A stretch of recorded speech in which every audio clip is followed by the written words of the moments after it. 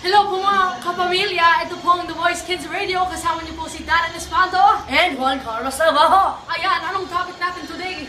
Bakit nga ba tinayo ang Will Tower Mall sa tabi lang ng ABS-CBN Studio? Partner, Hindi ko rin alam, baka gumawa ka ng issue dyan pare. ibang topic na po tayo mga kaibigan. Bakit nga po ba halos lahat ng gamit dito sa Pilipinas ay halos made in China? Bakit nga ba ganoon? Mura bang material sa China par? O baka maraming Chinese sa Pilipinas? Katulad ni Sir Jimmy. Ha?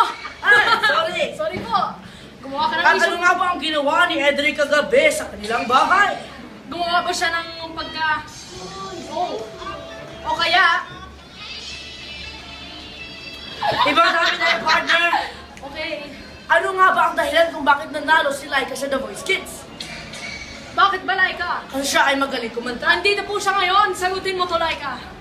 Ito po yung bisita natin ngayon, si Laika Gainarod, ang the very first champion of The Voice Kids of the Philippines! Yay! Oh, bakit ka ba nanalo? Hindi ko yun alam. Hindi mo rin Dahil alam. po siya ay kumanta ng Ng...